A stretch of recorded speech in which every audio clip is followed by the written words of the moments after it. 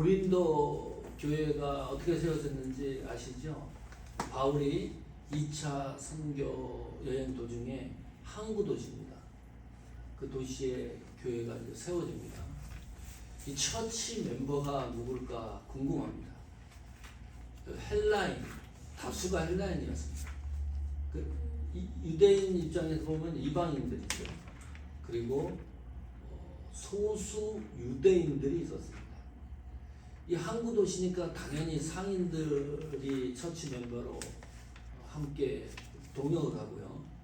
또 철학자들도 있었습니다. 지식층이죠. 그리고 노예, 하급, 신분을 갖고 있었던 다양한 계층의 사람들이 모여서 이 교회를 만들어지고 또 예배드리고, 이 고린도 교회가 아주 특별한 교회입니다. 이상적인 교회죠. 뭐 백인 교회도 아니고 흑인 교회도 아니고 경상도 교회도 아니고 전라도 교회도 아니고 모든 사람이 함께 모여서 예배드리는 교회니까 아주 이상적인 교회인데, 이 무슨 문제인지 고린도 이 교회는 성경 역사상 이렇게 문제 덩어리 교회가 없습니다. 온통 현대 우리 시각으로 바라봤을 때 나타나는 모든 문제를 다 안고 있어요. 음행 문제, 이혼 문제, 구원론 문제, 성령론 문제, 우상 제물 문제, 또 파당이 생깁니다. 무슨파 교회가 4분 5일로 나눠지고, 이 소식을 바울이 에베소에서 선교를 하다가 이 상황이 너무 급박한 거예요. 그래서 편지를 쓴 겁니다. 급하게. 그것이 고린도 전서입니다. 왜 이런 문제들이 교회에 나타날까요? 이유가 뭘까? 중요한 거, 이 당시 사람들도 그렇고 고린도 교회 이 성도들은 교회론에 대해서 잘못된 인식을 갖고 있다. 오늘 말씀을 통해서 교회가 하나님 앞에 어떻게 세워져야 되는지를 이곳에서 처음 저희들이 예배 드리면서 다시 확인하는 시간을 가졌으면 좋겠다. 이 바울이 이 복잡한 상황을 어떻게 해결하는가를 눈여겨보셔야 됩니다. 고린도전서 3장 전반부에 보면 비방하고 이 분당, 파당 그 이야기를 기록해놔요. 어떤 부류는 바울파라 하고, 어떤 부류는 아볼로파라 하고, 어떤 부류는 베드로파라 하고, 어떤 부류는 그리스도파라 하고. 이상하죠? 우리가 예수 그리스도를 믿는데 그리스도파면 또 뭐가 어떻게 되는 겁니까? 신앙의 우월주의입니다. 자기들은 신앙생활 잘 하는데 자기들 눈에는 그 밑에 있는 사람들은 신앙생활을 엉터리로 한다는 그런 우월주의 파당이 생겼어요. 이걸 바울이 어떻게 해결합니까? 고린도전서 3장 6절 7절 보십시오. 같이 읽습니다. 시작. 나는 심었고 아볼로는 물을 주었으되 오직 하나님은 자라나게 하셨나니 그런즉 심는 이나 물 주는 이는 아무것도 아니거든 오직 자라나게 하시는 하나님 뿐이니라. 잘 보세요. 나는 심었다. 바울입니다. 아볼로는 물을 주었다. 그런데 자라나게 하시는 분은 하나님이시다. 이 문장이 어디로 무게중심이 실리는 겁니까? 하나님이 자라나게 하신다. 아무리 심고 아무리 물을 주어도 자라나게 하지 않으면 이거는 헛수고입니다. 7절에 그것을 다시 한번 반복적으로 이렇게 말합니다. 그런즉 심는 이나 물 주는 이는 아무것도 아니로되. 아무것도 아닌데 싸워요. 파당이 생겨가지고 서로 사역에 대해서 내가 낫다, 당신이 부족하다, 내가 최고다, 당신은 엉터리다. 다시 강조합니다. 오직 자라나게 하시는 하나님 뿐이니라. 여기 아무것도 아니라고 하는 말은 가치가 없다는 뜻이 아니고 동일하다는 겁니다. 물을 주는 사람이랑 심는 사람은 하나님의 부름에 의해서 사역을 감당하는 동일성이 있다. 같은 일꾼이라는 거예요. 당신이나 나나 바울이나 아볼로나 우리 똑같이 하나님께서 부름을 받은 동일한 사역을 감당하고 있는 하나님의 부름받은 존재들이다. 그것이 강조되는 겁니다. 그래서 고린도서 3장 9절 보십시오. 자, 결론을 이렇게 냅니다. 그래서 우리는 아무것도 아니라는 이 사실이 동일성을 갖고 일하는 하나님의 동역자들이다. 이거 강조하는 거예요. 그러니 제발 다투지 말자. 아무 소용이 없다. 싸우는 것은. 고린도전서 3장 16절 보십시오. 자, 우리가 오늘 읽은 성경입니다. 너희가 하나님의 성전인 것과, 이거는 엄청난 속도로 언급되는 겁니다. 너희가 누굽니까? 너희가 누구예요? 고린도 교회 성도들, 다툼을 일어났던 이 성도들을 지칭하는 거예요. 그 성도들을 지칭하는 것들 가운데 우리가 하나 찾은 게 있어요. 여기 너희라고 하는 것은 단수가 아닙니다. 복수입니다. 너희들입니다. 너희들, 심고 물을 주었던 동역자 관계인 너희들을 말해요. 나를 포함한 너희들입니다. 그 공동체예요. 나를 포함한 공동체가 성전이라고 하는 거예요. 놀라운 일 아닙니까? 내가 성전이라요. 동역자가 뭡니까? 동역자는 같은 생각을 갖는 겁니다. 같은 뜻과 같은 목적을 가진 사람들이 모인 것이 동역자예요. 그럼 한 방향으로 가는 겁니다. 그것이 사역이고 하나님 앞에 일꾼이라는 거죠. 그런데 그것은 너희가 하나님의 성전인 것을 강조한다. 자, 교회론입니다. 바울이 교회론으로 이 문제를 풀어갑니다. 그래서 이 교회는 어떤 존재인가를 확인해 보려고 하는 거예요. 우리가 첫 번째, 교회는 사람입니다. 교회는 성도입니다. 이게 무슨 말인가요? 교회는 건물이 아니에요. 신구약 성경에요, 교회가 이전했다 이런 기록이 없어요. 한번 찾아보십시오. 참 묘한 거죠. 왜 그럴까요? 교회는 건물이 아니기 때문에 이전할 수가 없어요.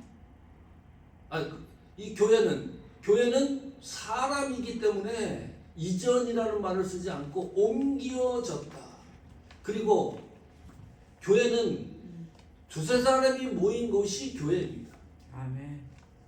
우리가 만약에 들판에서 예배드리면 들판 교회예요. 바닷가에서 예배드리면 바닷가 교회입니다.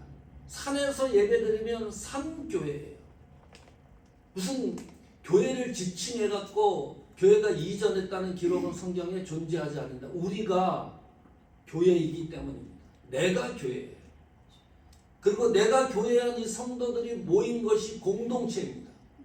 그리고 이 모인 성도들이 함께 예배드리는 그것도 교회예요. 공동체도 교회고 나도 교회입니다. 이 심각상이 우리가 신중하게 생각을 하셔야 됩니다. 그런데 이 시대가 보통 시대가 아니거든요. 이 시대는 유대인들도 무슨 생각을 하고 있었냐면 성전은 오직 예루살렘에만 건물로 인식을 했습니다. 다른 데는 교회가 있었나요? 없었나요? 성전이 없었어요. 이 시대에. 그냥 회당입니다. 그 동네 사랑방처럼 회당이지 성전은 오직 이 시대에도 예루살렘에만 세워졌어요. 이 성전이. 유대인들은 그것을, 그래서 절기 때마다 유대인들은 어디로 갑니까? 믿는 사람들이 다 예루살렘으로 몰려갑니다. 절기를 지키기 위해서. 왜? 이 개념이, 성전의 개념이 예루살렘에만 건물로 세워진 것을 성전으로 인식하고 있었기 때문입니다. 그런데 바울이 느닷없이 이 건물의 개념을 파괴시키는 거예요. 너희가 교회다. 너희가 성전이다. 천지가 개벽할 노릇입니다. 이건 보통 번역이 아니라 한 역사를 뒤바꿔 놓는 선포예요. 너희의 성전인 것과 너희가 하나님의 성전인 것과 이 선포의 말씀이 내 가슴속에 어떤 느낌으로 받아집니까? 하나님이 백성철 너는 하나님의 성전이라고 선포하는 거예요. 여기 모인 사모하는 교회도 성전이고 모인 공동체 모두가 하나님의 성전이라고 선포하는 거예요. 이 가슴이 그냥 우리가 인식하고 있는 그 정도 차원이 아닙니다. 성전. 저희가 3월 첫 주에 우리 예배드리는 장소에서 나와야 된다는 통보를 공식적으로 받았습니다.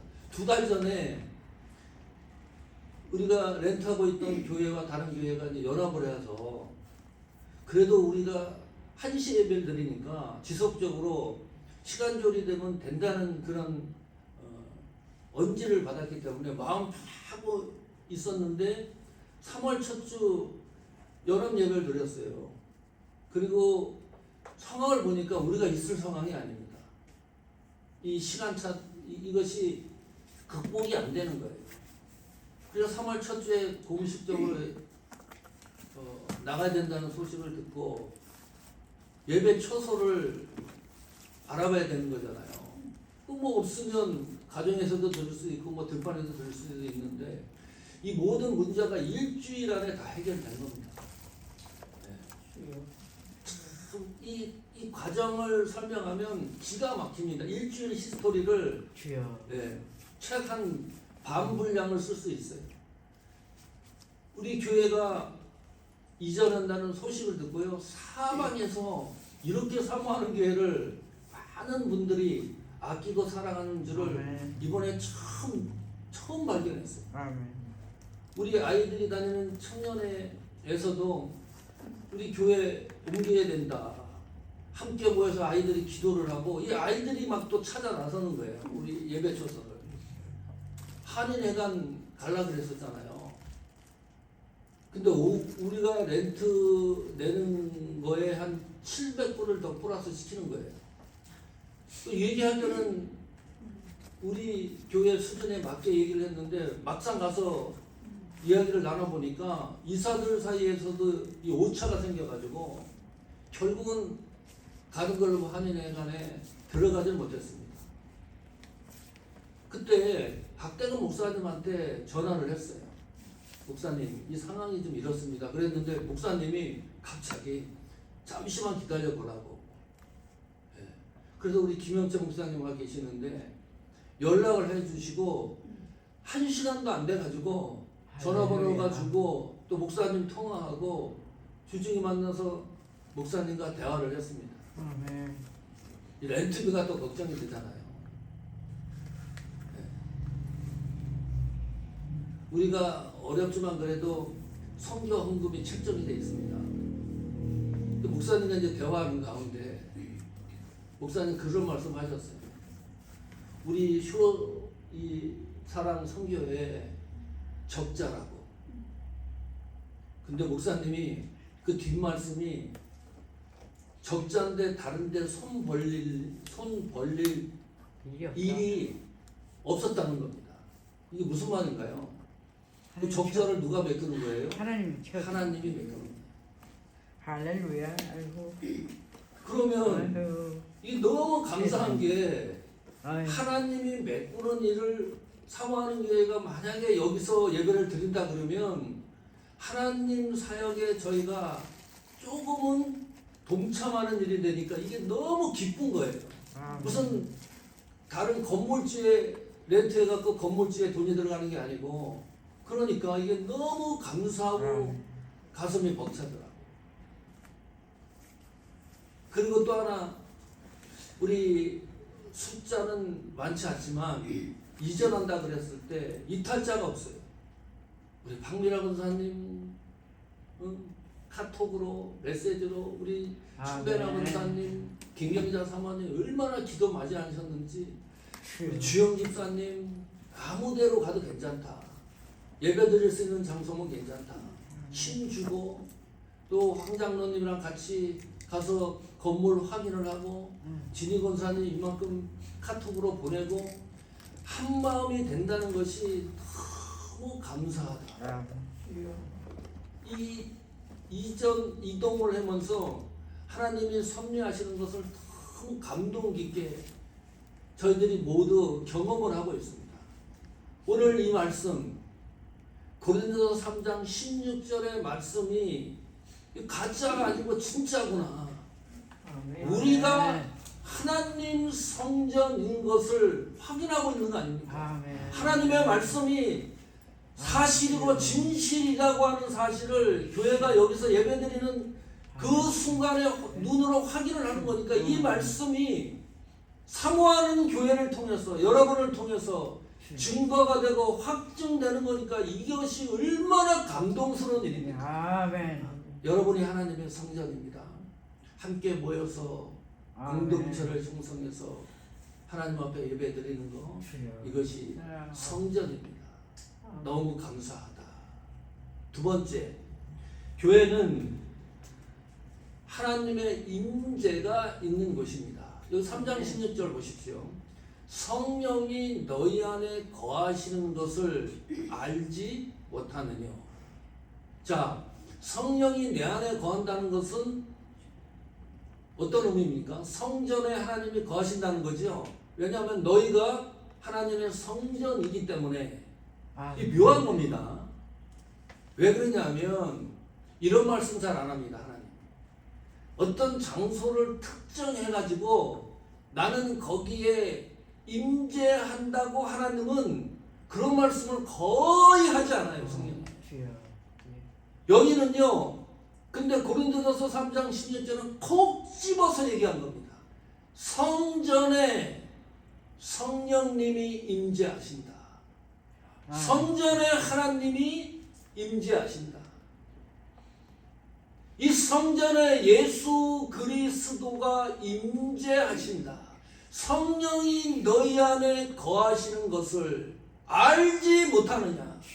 대충 말하는 게 아닙니다. 강력하게 말하는 거예요. 성전에는 반드시 하나님이 임재하는 곳이다. 여기 성전이라는 말이 단어가 그 헬라어 성경, 언어 성경에는 두 가지 형태로 쓰입니다. 하나는 이 공간을 다 포함한 성전입니다. 이를테면 사모하는 교회 하면 이 파킹랏, 또 예배당, 또 우리 친교실 식사하는데, 또 목사님 사무실, 또 그 옆에 또 조그만 방, 공부하는 방이 있습니다. 이 모든 것을 통틀어서 성전이라고 얘기합니다. 그런데 여기서 사용된 성전은 지성소가 있는 성전입니다. 이게 뭐가 틀린 건가요? 지성소가 구약 시대에 있었다는 것은 성전이에요. 하나님이 임재하는 것을 사실적으로 보는 거예요. 광야교회에 무슨 일이 있습니까? 하나님의 임재를 광야의 성도들이 눈으로 확인을 하는데 구름 기둥과 불 기둥으로 확인을 합니다. 하나님의 인도를 쫙 하는 거기를 따라가는 거예요. 이런 일도 있습니다. 솔로몬 왕이 교회를 봉헌을 합니다. 그날 함께 모여서 봉헌 예배 드리는 거예요. 예배를 드리는데요. 예배당 안이 구름으로 가득 채워집니다. 하나님의 임재를 거기에 있는 사람들과 제사장이 눈으로 실제적으로 목격을 하는 거예요. 이것이 성령이 너희 안에 거하시는 것을 알지 못하느냐, 느끼지 못하면 큰일 나는 겁니다. 교회에 오시면 성령의 임재를 확실하게 확인하고 돌아가셔야 돼요. 왜냐하면 성전에 하나님이 성령이 임재한다고 저렇게 말씀하시는데, 내 속에 성령이 임재한다 그러는데, 성령이 너희 안에 거하시는 거, 거하다 이 말도요 의미가 있습니다. 존재한다. 내 속에 아멘. 우리 교회 안에 아, 네. 머문다. 성령이. 그것보다 더 실감나는 표현이 있습니다. NIV 성경도 그렇고 live 성령이 내 속에요 들어오셔가지고 건축을 해서 집을 짓고 살고 계신다. 그런 뜻이에요. 아멘. 성령이 너희 안에 거하신다는 말은 교회 안에 성령이 그렇게 임재하신다는 겁니다. 그러면 성령의 감동을 느끼지 못하면 큰일 아닙니까? 성전에 하나님이 임재하시고 내 속에 성령이 거처를 만들어서 집을 짓고 계시는데 그것을 느끼지 못한다? 심각한 문제예요. 에베소서 6장 19절 에베소서 22장 22절 24절 한번 봅시다. 이렇게 기록해 놓고 있습니다. 고린도전서 6장 19절 고린도전서 6장 19절 20절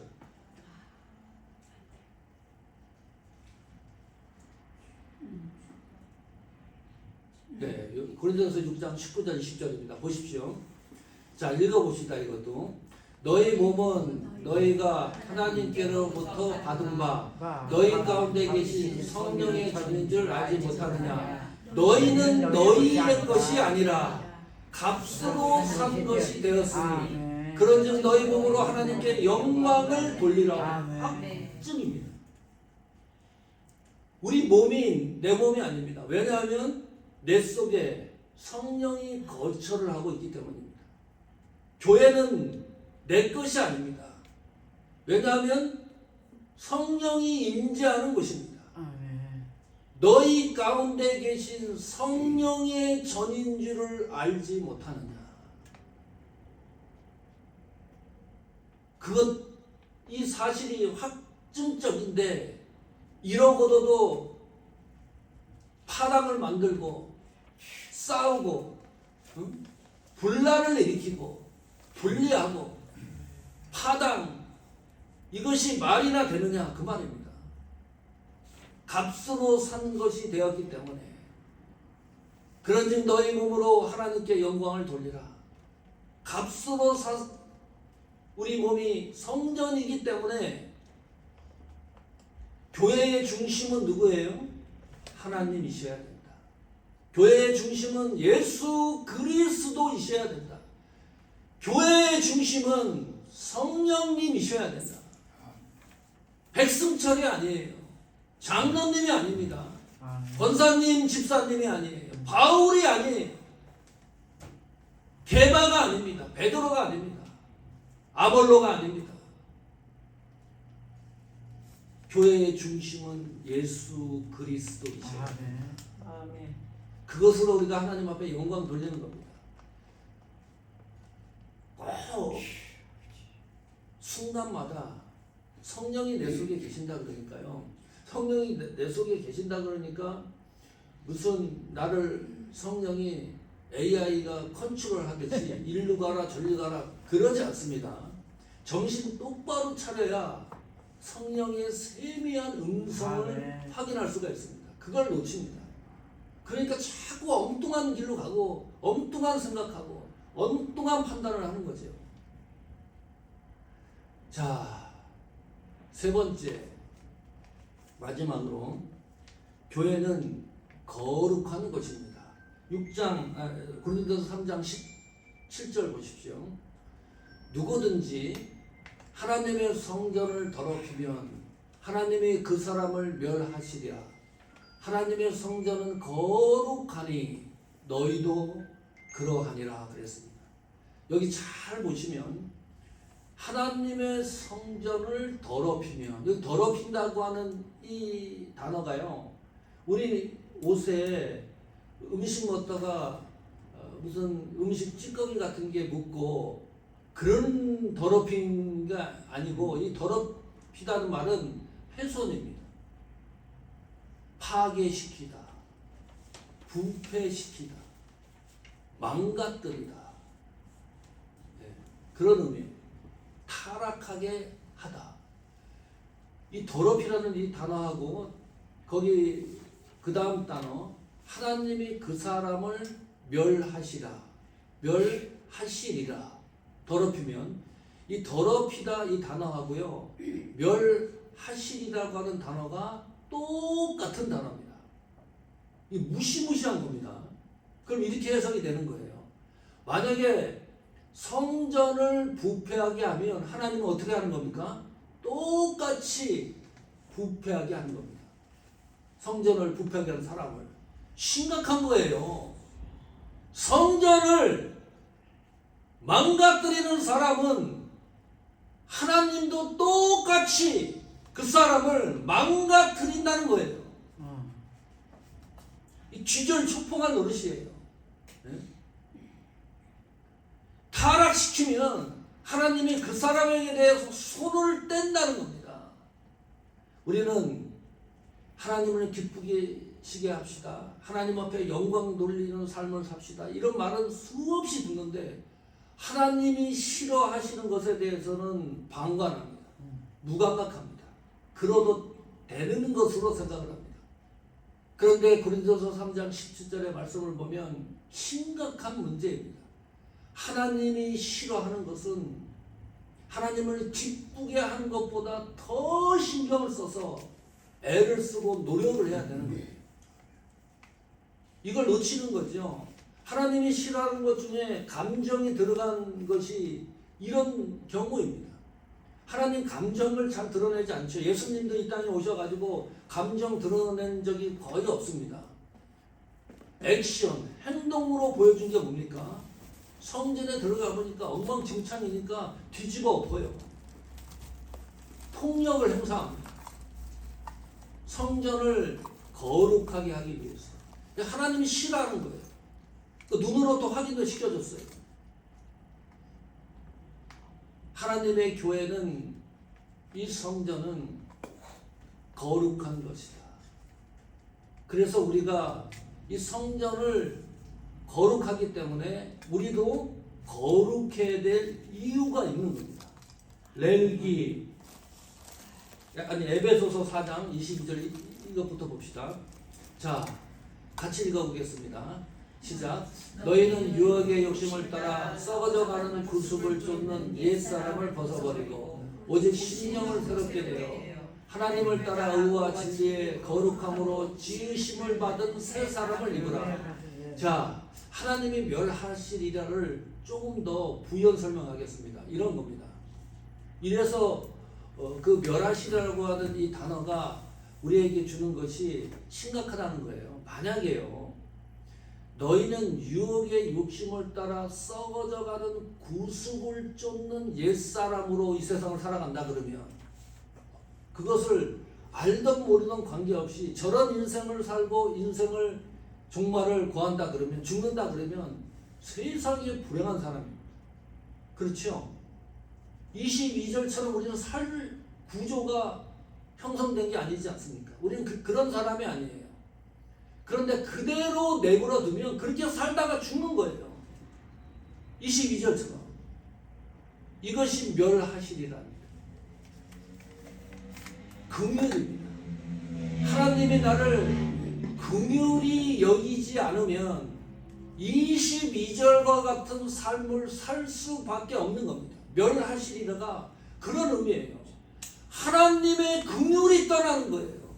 나에게. 내가 죄를 짓고 부족하고 넘어져도 하나님의 긍휼의 은혜로 나를 덮어주셔야 되잖아요. 거기에서 손을 떼겠다는 겁니다. 하나님이. 이것이 얼마나 무서운 경고입니까? 하나님은 어찌하든지 성전을 거룩하게 하시는 분이시다.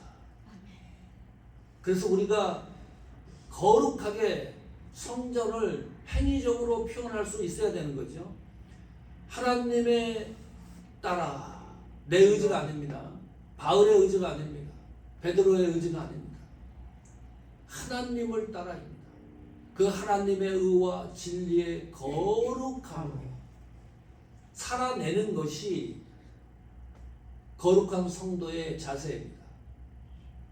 다시 볼까요? 레위기 11장 44절에 보면 자 레위기는요 특이한 성경입니다. 거룩하라는 이 내용이 가장 많이 성경 전체에서 가장 많이 기록된 곳이 레위기입니다. 그러니까 레위기를 잘 읽어보면 어떻게 거룩한 삶을 살아가야 될지를 확인할 수가 있어요. 레위기 이렇게 기록합니다. 나는 여호와 너희 하나님이라 내가 거룩하니 너희도 몸을 구별하여. 거룩이라는 뜻이 구별이라고 하는 뜻이구나. 거룩하게 하고 땅에 기는 바 기어다니는 것으로 인하여 스스로 더럽히지 말라. 이 거룩은 구별입니다. 다름. 이 거룩은 하나님께 속한 상태를 거룩이라고 의미합니다. 신약도 있습니다. 신약 베드로전서 5장 15절 16절 보십시오. 오직 같이 읽습니다. 오직 너희를 부르신 거룩한 자처럼 너희도 모든 행실에 거룩한 자가 되라. 기록하였으되 내가 거룩하니 너희도 거룩할지어다 하셨느니라. 반드시 이래야 되는 거예요.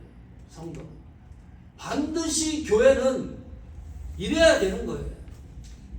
너희도 모든 행실에 행위로 거룩이 나타나야 되는 거예요. 그냥 거룩이라는 게 나라를 추상적으로 생각하고 형이상학적으로 생각을 하고 그냥 지내는 것이 아니라 이 거룩이 우리의 행동으로 나타나게 보여지는 것까지 이르는 거. 행실에 거룩한 자가 되라. 언어에 조심해야 되지. 시간에 다름이 있어야 되지. 이 세상 사람들과 내 판단과 결정과 내 언사와 행위와 섬김과 모든 것들이 이 세상의 규칙과 세상 사람들과는 다름이 있어야 된다. 똑같아질 수가 없어요. 교회는 내가 하나님의 성전인 성도는 세상과 세상 사람들과 어떻게 구별이 안 되는 거리가 어디 있습니까?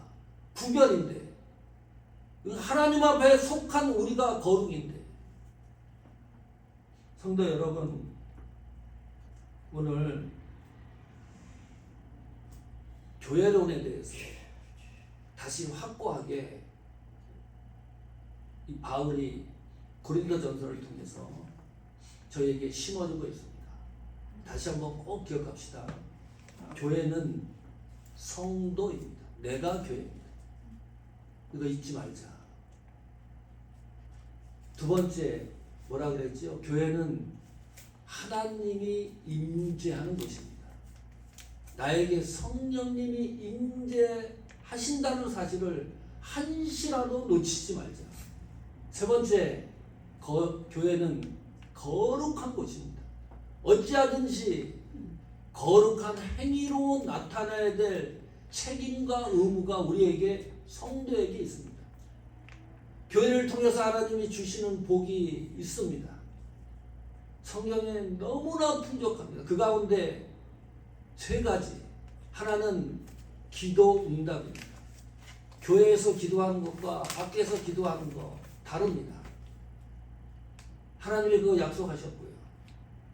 또 하나, 우리의 삶을 회복시키고 하나님과 함께 동행하도록 만드는 구조가 그것을 확실하게 심어주는 것이 성전의 영역입니다.